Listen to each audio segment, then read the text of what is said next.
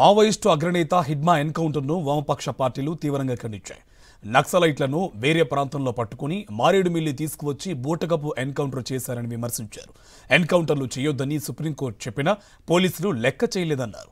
ప్రభుత్వమే పోలీసులను అడ్డం పెట్టుకుని హత్యలు చేయిస్తోందన్నారు.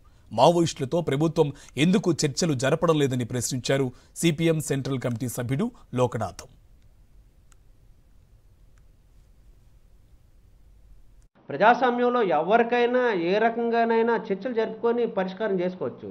పరిష్కారం చేయకుండా మిమ్మల్ని హంతం చేస్తాం, మిమ్మల్ని ఉండకుండా చేస్తామని చెప్పి నిర్బంధకాండ ప్రయోగం చేసి మహిళలని చూడకుండా అట్లాగే గిరిజనులను చూడకుండా టార్గెట్ చేసి ఎన్కౌంటర్ చేయటం అనేది సరైనది కాదు. అనేక పేపర్లో వస్తున్న అంశాలు బట్టి ఆయన ఎప్పుడో బంధించి తీసుకొచ్చి మారేడుమిల్లి ప్రాంతంలో ఎన్కౌంటర్ చేశారనేది కూడా చెప్తున్నారు. అదే కాదు, నిన్న విజయవాడలో ఆటోనగర్లో కూడా కొంతమందిని పట్టుకున్నారనేది కూడా చెప్తా ఉన్నారు. ఇలాంటివన్నీ ఎందుకు జరుగుతూ ఉన్నాయి? శాంతి చర్చలు జరిపితే ఇవన్నీ సమస్యలు పరిష్కారం ఖచ్చితంగా అవుతాయి, ఎక్కడో పరిష్కారం అవుతాయి.